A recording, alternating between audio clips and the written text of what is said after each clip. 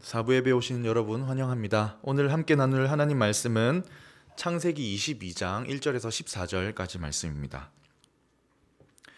한 절씩 교독해서 읽도록 하겠습니다.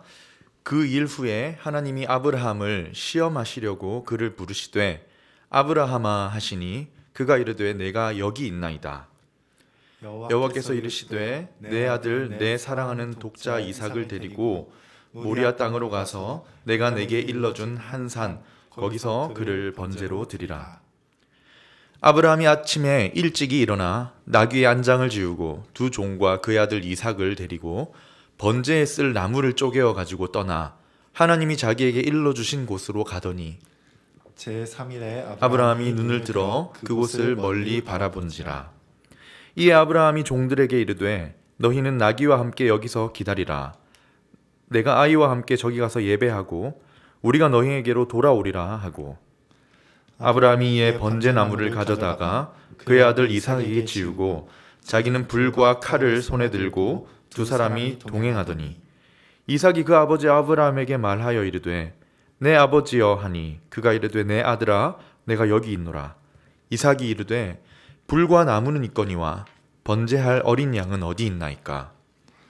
아브라함이 이르되 내 아들아 번제할 어린 양은 하나님이 자기를 위하여 친히 준비하시리라 하고 두 사람이 함께 나아가서 하나님이 그에게 일러주신 곳에 이른지라. 아브라함이 그곳에 제단을 쌓고 나무를 벌려놓고 그의 아들 이삭을 결박하여 제단 나무 위에 놓고 손을 내밀어 칼을 잡고 그 아들을 잡으려 하니 여호와의 사자가 하늘에서부터 그를 불러 이르시되 아브라함아 아브라함아 하는 시는지라.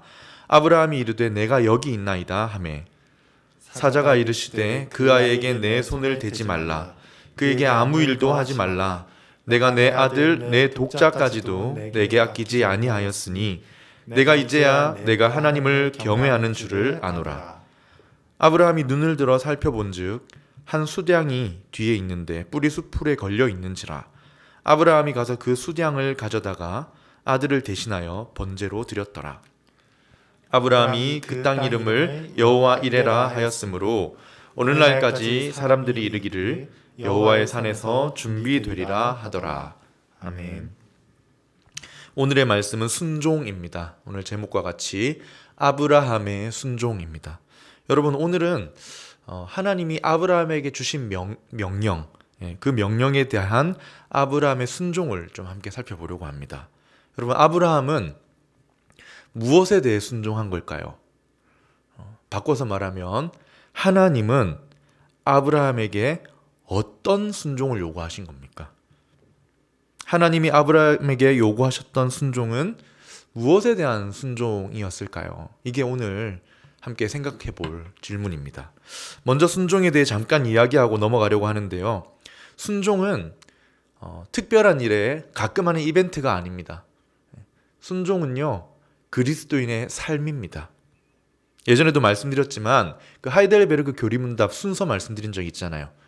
기억나시죠? 1, 2, 3부로 나눠져 있는데 1부가 뭐였습니까? 제일 먼저 이 죄인의 비참함이죠. 두 번째 순서가 예수 그리스도의 구원, 속죄입니다. 이 죄인의 비참함을 아시고 하나님이 그의 외아들을 보내셔서 우리를 구원하신 거예요. 그래서 마지막 3부가 뭐예요? 감사하는 생활입니다. 그래서 우리 이 신앙생활은 어떤 생활이 되어야 하느냐? 하나님이 주신 은혜에 감사하는 마음으로 하나님의 뜻에 감사하는 생활이 되어야 한다. 네. 이 세 번째 파트인 감사의 생활에 10계명도 나오고요. 여러 가지 명령들이 들어있고, 그래서 순종은 무엇입니까? 감사하는 생활이에요. 감사 이벤트가 아닙니다.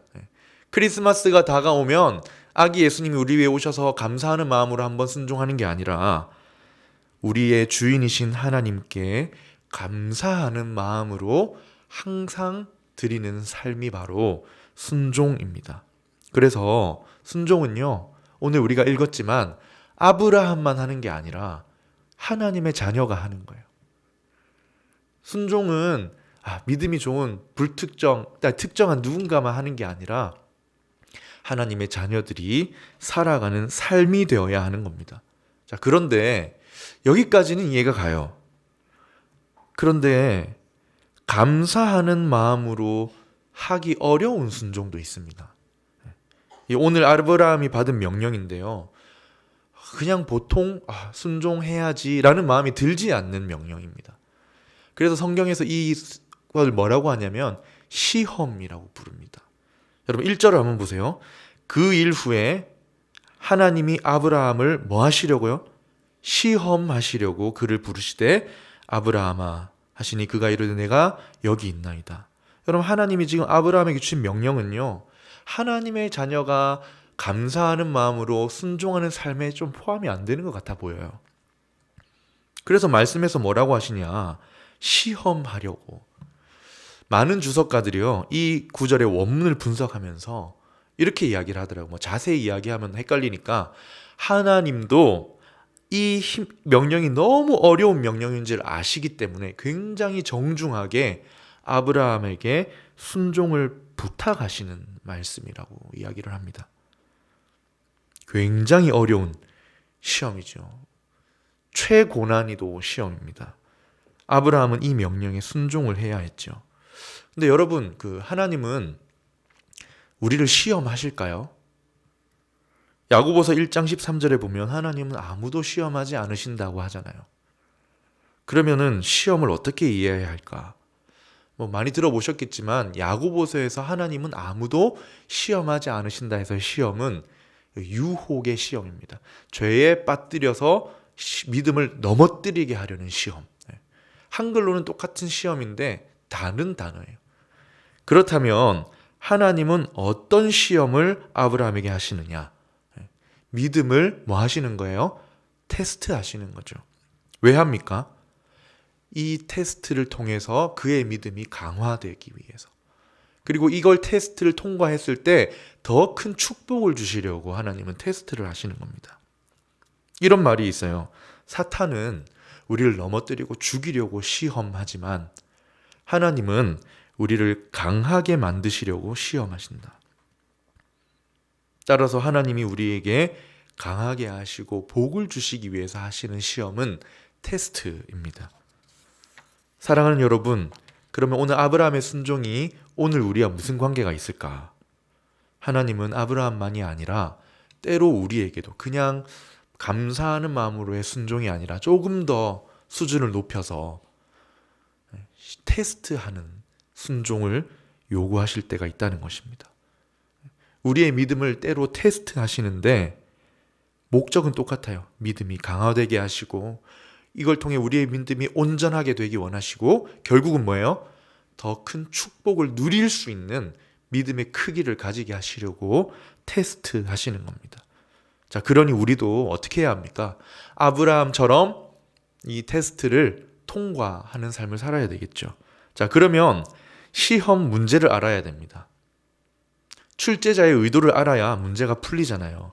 자, 그러면 오늘 본문에서 하나님이 아브라함에게 하신 시험은 어떤 시험이었을까?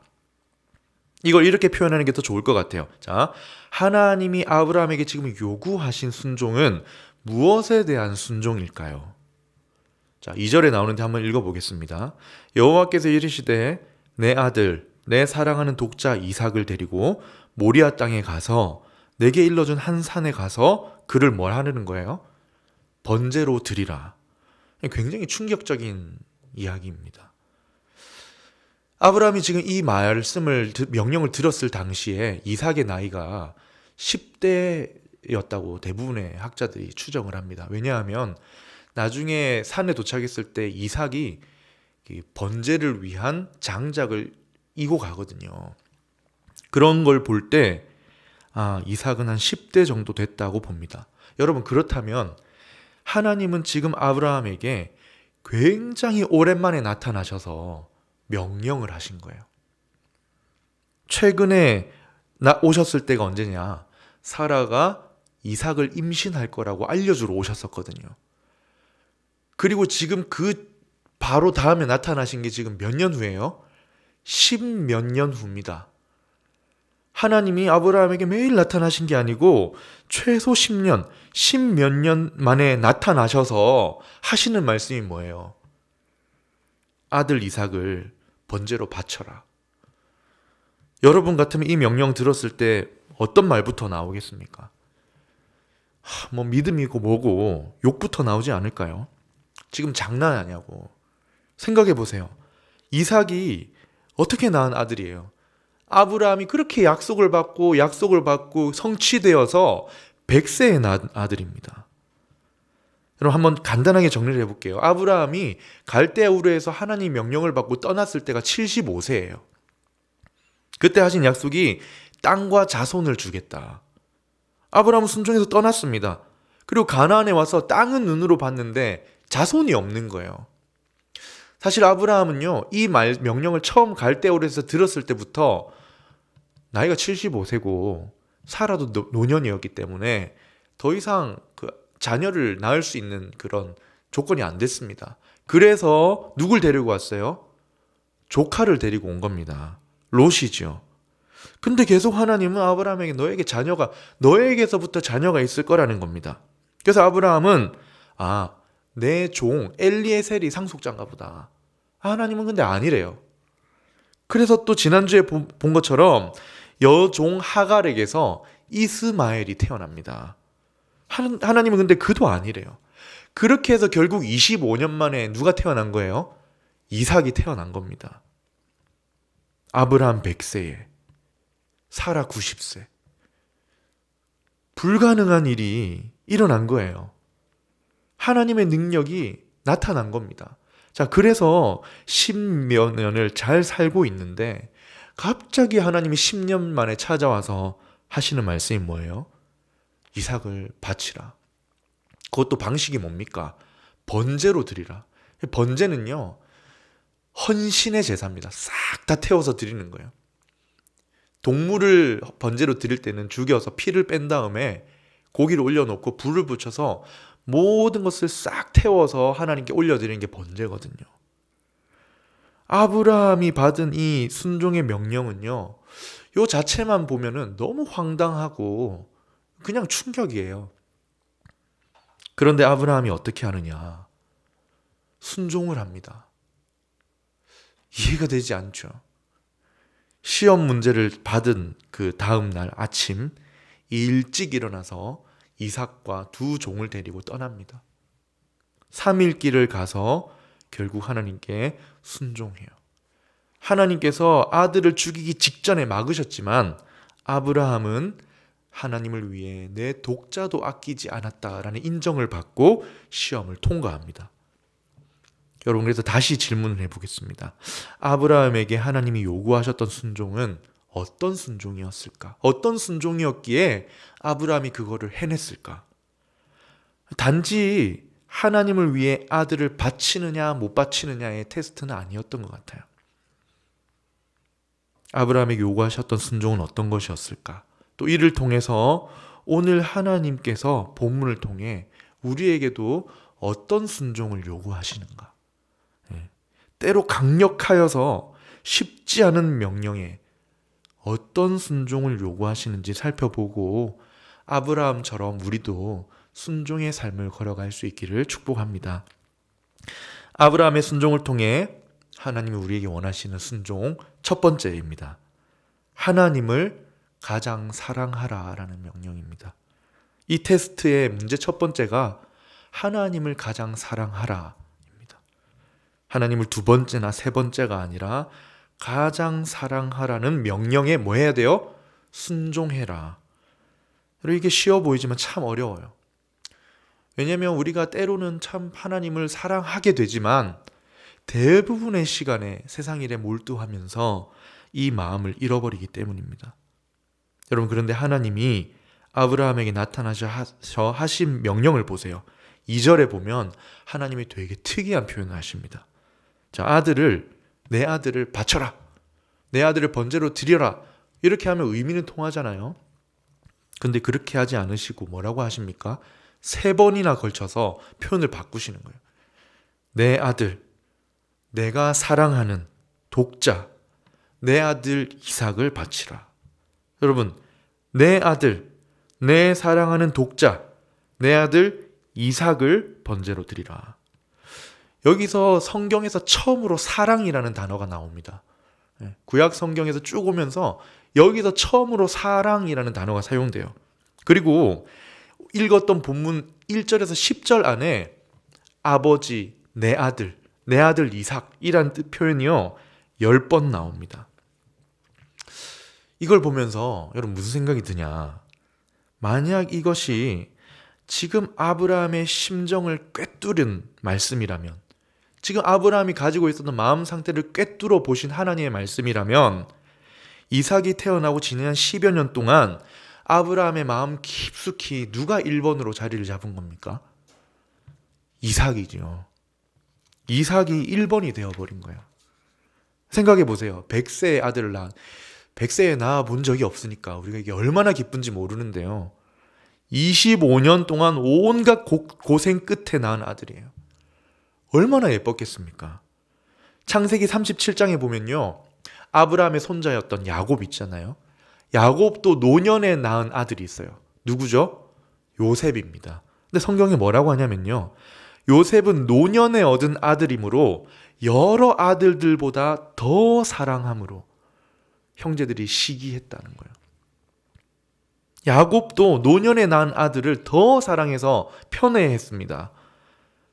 지금 100세에 낳은 그 아브라함의 마음에 누가 깊은 마음에 자리 잡을 수 있습니까? 이삭이죠. 언뜻 보면 그림이 어때요? 참 평온하고 아름답습니다. 아버지가 아들을 그렇게 사랑한다는 건 사실 너무 좋은 일이죠. 그런데 하나님은 무엇을 보시느냐? 아들을 향한 사랑이 하나님을 향한 사랑을 넘어가지 않기를 바라시는 거예요. 여러분, 왜 그러면 아브라함에게 아들을 바치라는 명령을 하십니까? 여기서 아브라함에게 하나님이 뭘 요구하시는 거예요? 단순히 네 아들을 한번 번제로 바칠 수 있나 보자, 이게 아니라 뭡니까? 하나님을 가장 사랑할 수 있겠느냐를 물어보시는 것 같은 거예요. 하나님 나라를 세울 민족의 조상아, 아브라함아, 앞으로 펼쳐질 하나님 나라를 세울 아브라함아, 하나님을 가장 사랑하라, 할 수 있겠느냐? 라고 물어보시는 거예요. 쉬웠을까요? 어려웠을까요? 난이도 최상이에요, 최상. 이삭이 아브라함에게 삶의 의미였기 때문입니다. 삶의 보람이었어요. 열매를 맺은 거예요. 고향도 떠나고 다 떠나왔는데 친아들이 태어난 거예요. 너무 사랑하는 마음이 당연하죠. 그러나 하나님은 물어보십니다. 너가 그렇게 어렵게 얻은 아들보다 나를 더 사랑하느냐? 노년에 얻은 네 아들보다 너를 우상의 도시에서 불러낸 나를, 하나님 나라를 세우려는 나 하나님을 더 사랑할 수 있겠느냐 물으시는 거예요. 그래서 아들을 바치라는 믿음을 테스트하기 시작하시는 겁니다. 본문을 묵상하면서 이런 생각이 들었어요. 어쩌면 하나님이 아브라함에게 나타나서 처음으로 네 아들 번제로 드려 라고 했을 때 어쩌면 아브라함도 좀 눈치를 채지 않았을까. 아, 내가 하나님이 아니라 내 마음이 너무 여기에 몰입이 되어 있었던 건 아닐까라고 깨닫지 않았을까 하는 생각이 들었어요. 그저 황당하고 욕부터 나오는 상황이 아니라 하나님이 가지신 의도가 혹시 이것인가 라는 마음이 들지 않았을까 하는 생각이 들었습니다. 큰 민족을 이루어 복의 근원이 되게 하시겠다고 나왔는데 기다린 끝에 아들 얻고 보니까 아들만 보이는 거예요. 하나님과의 관계보다 그 사랑하는 마음에 쏠린 것이죠. 자, 그래서 아브라함은 번제로 바치라 라는 명령을 들었을 때 하나님이 나에게 이걸 원하시는구나 라고 알지 않았을까라는 생각이 들었습니다. 그래서 뭐 했습니까? 고민하지 않고 다음날 일찍 일어나는 거예요. 그래서 그 어려운 길을 가는 겁니다. 아니까. 신명기 6장 4절 5절 아시죠? 쉐마 구절이라고도 하는데요. 이스라엘 민족이 자녀들에게 가르쳐야 할 가장 핵심이 여기 있는데 한번 같이 읽어볼게요. 이스라엘아 들으라. 우리 하나님 여호와는 오직 유일한 여호와이시니 너는 마음을 다하고 뜻을 다하고 힘을 다하여 내 하나님 여호와를 사랑하라. 여러분 이게 1번이에요. 이스라엘 민족에게 1번입니다. 영적 이스라엘인 우리 그리스도인에게 1번입니다. 그냥 대충 사랑하면 되는 게 아니에요. 어떻게 해야 합니까? 마음을 다하고 목숨을 걸어서 사랑하라고 하시는 게 명령입니다. 물론 아까 말했지만 아버지로서 아들 사랑하는 게 부정하는 게 아니에요. 하나님도 그걸 원하시죠. 아버지의 마음이 아들을 향하여 돌아오기를 원하시는 말씀이 나옵니다. 성경에. 그러나 가장 우선되는 게 뭐예요? 하나님이에요. 아들 사랑도 좋지만 하나님 우리가 하나님을 가장 사랑하기 원하십니다. 아브라함에게 오늘 요구하셨던 순종 첫 번째 의미가 무엇입니까? 하나님을 가장 사랑하라. 여러분 하나님이 명령하시면 하실 수 있으시겠습니까? 이어서 바로 두 번째로 넘어가 보려고 하는데요. 의미가 비슷하게 이어지기 때문입니다. 자, 우리에게 원하시는 순종의 두 번째, 하나님께 삶의 목적을 두라입니다. 하나님께 목적을 두라. 우리의 인생의 목적을, 삶의 목적을 직장에, 친구에, 관계에, 명예에 두지 말고 누구에게 두라는 거예요? 하나님께 두라. 우리 삶을 창조하신 하나님께 삶의 목적을 두라. 앞에서 사랑하는 마음에 대해서 이야기했는데요. 조금 다른 모습에서 보면 삶의 목적으로도 이어집니다. 2절을 다시 한번 읽어볼게요. 여호와께서 이르시되 내 아들 내 사랑하는 독자 이삭을 데리고 모리아 땅으로 가서 내가 내게 일러준 한 산 거기서 그를 번제로 드리라. 여러분 여기서 하나님은 아브라함의 삶의 목적이 누구이길 원하셨습니까? 하나님이 되시길 원하시죠. 그런데 내 아들 내 사랑하는 독자 내 아들 이삭이 그의 삶의 목적이 되어 있는 겁니다. 이삭은 목적이 아니라 뭐예요? 하나님 나라를 이루기 위한 통로입니다. 아들을 가지고 수단이니 통로니 할 수는 없지만 하나님 나라를 이루어가는 관점에서 보면 이 아들은 목적이 아니라 수단이고 과정인 거예요. 여러분 수단과 목적이 바뀌면 됩니까? 안 됩니까? 안 되죠. 하나님이 목적이고 이삭은 과정과 수단인데 하나님이 수단이 되고 이삭이 목적이 되면 안 됩니다. 그런데 문제가 뭐예요? 이 아브라함에게 이삭이 삶의 전부였다는 게 문제입니다. 인생의 열매였어요. 노년의 지팡이 삼을 것처럼 막 의지하는 아들이 태어난 거예요. 하나님의 약속을 이루는 경험을 했지만 어떤 가능성이 있어요? 그토록 원하던 걸 얻었을 때 그게 삶의 목적이 될 수 있다는 겁니다. 하나님의 부르심, 하나님의 뜻 자체가 우리의 목적이 되어야 하는데 하나님께 구해서 주신 무언가가 목적이 되어버리는 거예요. 하나님 그걸 하나님께 영광 돌리는 수단으로 주셨는데 그게 목적이 되어버릴 때가 있다는 겁니다. 여러분 하나님이 왜 이삭을 바치라고 하셨을까? 이 명령 자체만 보면 너무 잔인하잖아요. 그런데 이 명령을 통해 삶의 목적을 하나님께 두라 하는 명령이라는 걸 생각하면 출제자의 의도가 보이죠. 어쩌면 아브라함이 그 삶의 목적을 이삭에게 두었을 수 있겠구나. 열매로 얻었지만 그 간절함에 비례해서 이삭에게 거는 기대가 막 컸고 의지하는 마음이 크니까 목적이 될 가능성이 있었겠죠. 그러나 아브라함에게 전부는 누구예요? 하나님이십니다. 하나님이 전부가 되어야 합니다. 민족을 세워서 하나님 나라를 세워갈 아브라함에게 삶의 목적은 하나님이어야 했습니다. 그래서 하나님이 요구하신 시험이 뭡니까? 그를 번제로 드리라. 그래서 어떻게 하느냐? 가장 큰 사랑과 삶의 목적을 하나님께 두어야 했기에 아브라함은 떠납니다. 묵묵히 준비해서 떠나요. 3일 길을. 왜 하필 하나님은 동네 뒷산에서 바쳐도 되잖아요. 근데 왜 3일 길을 가라고 하셨을까? 어떤 대화가 있었는지 전혀 3일 중에는 나오지 않은데요. 생각하면 3일 길을 가는 동안 충분히 고민해서 정말 마음을 다해 결단할 수 있는 기회를 주신 게 아닌가라는 생각이 들었습니다. 돌이킬 수 있거든요. 3일 길이면. 가는 길에 돌아올 수도 있고 딴 데로 셀 수도 있습니다. 요나는 도망갔잖아요.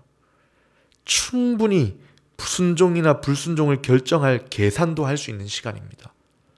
하나님이 일부러 주신 것 같아요. 마음을 잘 정리하고 의도를 알아차려서 순종할 기회를 주신 거죠. 여러분, 그래서 아브라함이 산에 도착합니다. 두 종은 기다리라고 하고 이삭을 데리고 올라가요. 그리고 어떻게 하느냐? 9절 10절을 한번 보세요. 하나님이 그에게 일러주신 곳에 이른지라 이에 아브라함이 그곳에 제단을 쌓고 나무를 벌려놓고 그의 아들 이삭을 결박하여 제단 나무 위에 놓고 어떻게 합니까? 손을 내밀어 칼을 잡고 그 아들을 잡으려 하니, 아들을 잡으려고 해요. 그 순간 하나님이 막으십니다. 11절에 여호와의 사자가 하늘에서부터 그를 불러 이르시되 아브라함아 아브라함아 하시는지라. 여러분, 하나님이 막으셨어요. 자, 하나님이 이 명령을 통해 진짜 원하셨던 그게 뭐예요? 이삭의 생명이 아닙니다. 이삭을 죽여서 진짜 번제로 바치는 게 아니에요. 아브라함의 가장 큰 사랑, 그리고 아브라함의 삶의 목적을 원하셨던 겁니다. 그래서 하나님이 12절에 이렇게 말씀하세요. 한번 같이 읽어볼게요. 사자가 이르시되 그 아이에게 내 손을 대지 말라. 그에게 아무 일도 하지 말라. 내가 내 아들 내 독자까지도 내게 아끼지 아니하였으니 내가 이제야 내가 하나님을 경외하는 줄을 아노라. 여러분, 뭐라고 하세요? 이제야 알겠다 하십니다. 이제야 너가 하나님 사랑하는 줄 알겠다. 이제야 너가 하나님께 삶의 목적을 두는 줄 알겠다. 이제야 네가 하나님을 경외하는 줄 내가 아노라. 여러분, 여기에 무슨 단어가 빠졌습니까? 사랑이란 단어가 빠졌어요, 이제. 그리고 무슨 단어가 빠졌어요? 이삭도 빠졌습니다. 그리고 이 결과 모든 과정을 거친 아브라함의 변화된 모습이요, 이 19절에 나옵니다. 자, 이에 아브라함이 그의 종들에게 돌아가서 함께 떠나 돌아간 거예요. 자, 여러분, 여기에서 아브라함의 변화가 보이세요? 아브라함이 지금 마음으로 이삭을 하나님께 드린 이후에 더 이상 성경에 이삭이라는 이름은 나오지 않습니다. 아브라함이 나중에 죽을 때 나와요. 아브라함을 장사 지낼 때야 이제 이삭이 나옵니다. 여러분, 당연히 이삭도 산에서 같이 내려와서 그도 같이 고향에 갔겠지요. 그런데 성경은 의도적으로 아브라함만 기록합니다. 이게 아브라함의 마음 상태인 것 같아요.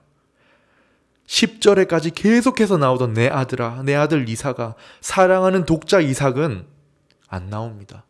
사라져버렸어요. 뭘 보여주는 겁니까? 아브라함은 그 마음에 이삭을 하나님께 드린 거예요.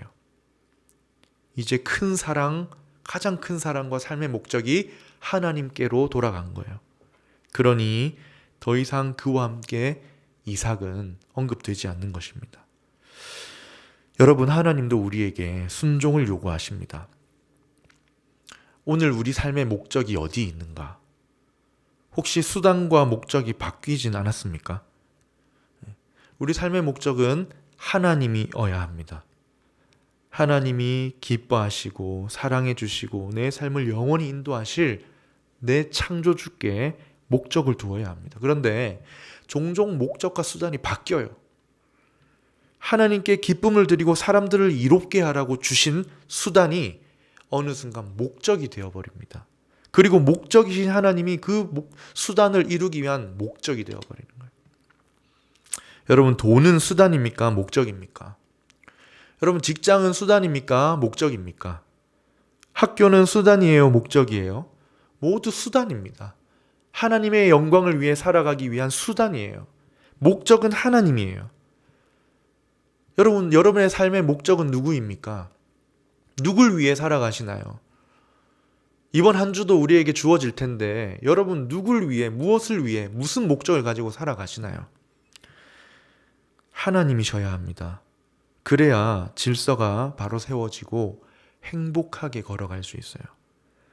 수단과 목적이 바뀌면요, 그렇게 피곤할 수가 없습니다. 왜인 줄 아세요? 염려가 되니까, 스트레스가 되니까.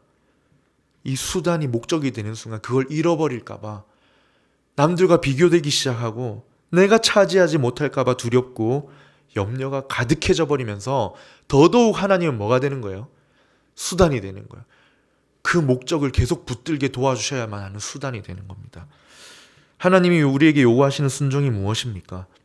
삶의 목적을 하나님께 두어라. 그래야 우리에게 참된 행복이 있기 때문입니다. 마지막 세 번째입니다. 하나님 원하시는 순종의 세 번째, 하나님을 신뢰하라. 사실 이것이 가장 핵심이죠.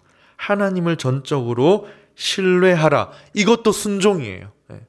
믿음 좋은 사람이 할 수 있는 게 아니고 이것도 명령이고 순종입니다. 하나님을 의심하거나 의도로 오해하지 말고 하나님의 뜻이 가장 선하시다는 것을 신뢰해라. 하나님의 지혜가 가장 탁월하시다는 걸 신뢰해라. 하나님이 나에게 가장 옳으신 분이란 걸 신뢰하라.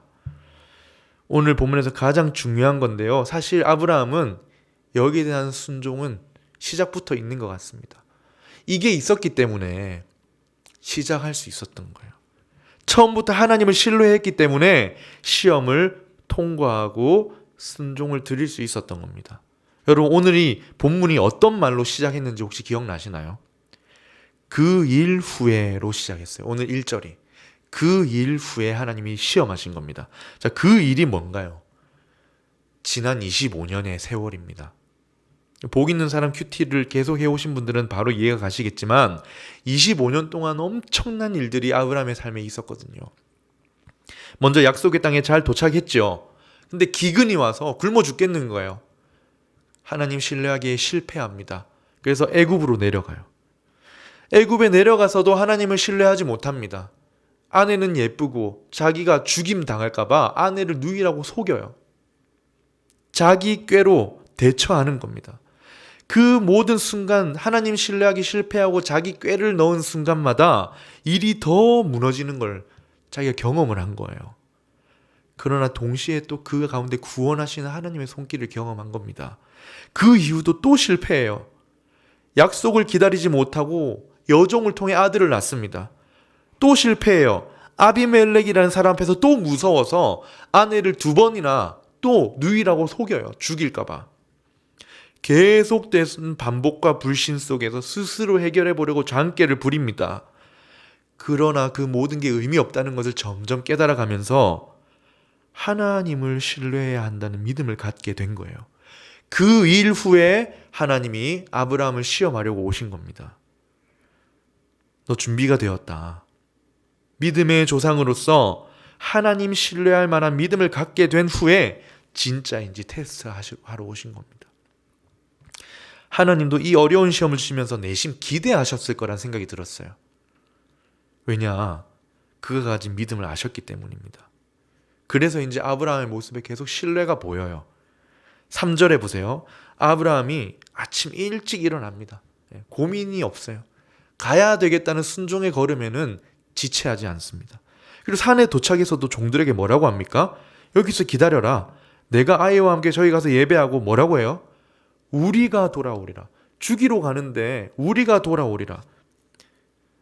잘 모르겠지만 신뢰가 있었습니다. 구체적으로 어떤 일이 벌어질지 모르지만 하나님이 어떻게 하실지 모르겠지만 하나님이 어떤 방식으로든 선하게 인도하실 것에 대한 신뢰가 있었던 거예요. 설령 내가 이삭을 지금 죽이더라도 어떤 방식으로든 다시 살려주시든 어떻게 하시든 다른 대체물을 눈앞에 준비해 주시든 하나님은 반드시 내 걸음을 선하게 인도하신다는 신뢰가 있었기 때문에 그가 그 길을 간 거예요. 근데 히브리서 11장에 보면 이렇게 말합니다. 아브라함은 시험을 받을 때 믿음으로 드렸다.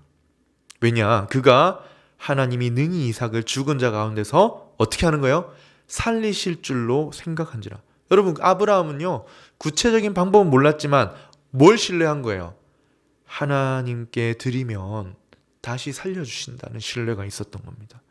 지금까지 세월을 살아오면서 하나님의 초자연적인 능력을 경험한 거예요. 여기에 잔꾀나 욕심을 부렸다가는 더 큰 어려움에 처한다는 것도 경험했습니다.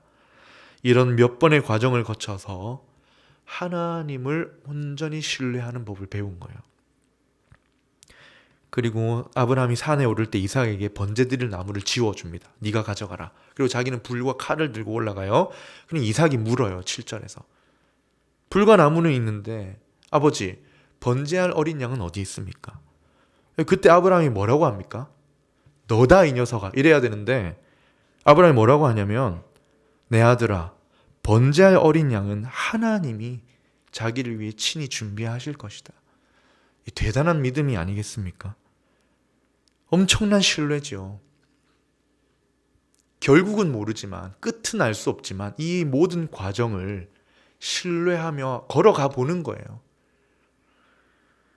이걸 하나님이 원하셨던 거죠. 결과를 우리가 알 수는 없습니다. 그러나 과정에서 하나님을 신뢰하며 걸어가길 원하시는 겁니다. 이렇게 어려운 순간에도, 이해가 되지 않는 상황에도 하나님을 신뢰하고 순종하느냐. 그리고 이 신뢰 때문에 여기까지 온 거죠. 모든 것의 결과가 뭔지 아세요? 하나님 뭐라고 하십니까? 12절입니다. 내가 이제야 내가 하나님을 경외하는 줄을 아노라. 네가 하나님을 두려워하고 신뢰하고 사랑하는 줄 내가 이제 알겠다. 인정해 주시는 거예요. 그리고 우리가 읽지 않았지만 15절부터 18절에 보면요, 엄청난 복을 부어주십니다.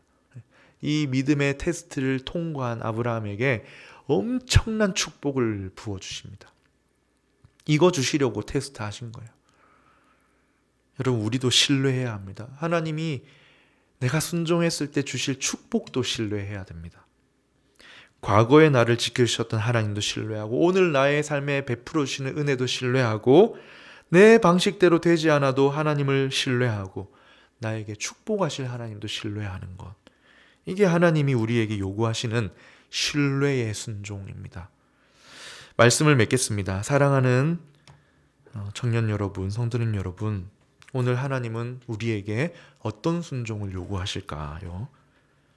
순종이 참 쉽지 않을 때가 있습니다.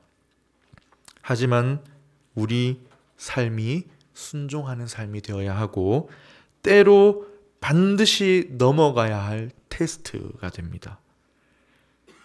부디 함께 승리하여서 하나님을 사랑하는 사람, 하나님께 내 삶의 목적을 두는 사람, 끝까지 하나님을 신뢰하는 저와 여러분의 귀한 발걸음 되시기를 주님의 이름으로 축원합니다.